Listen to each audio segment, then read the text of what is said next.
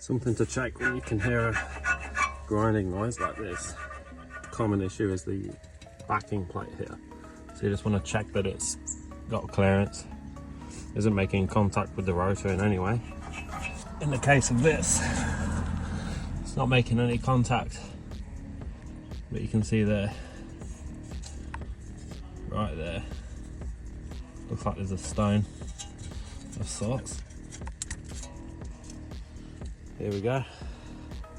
That got jammed up in the rotor and the brake dust shield somehow. And that should...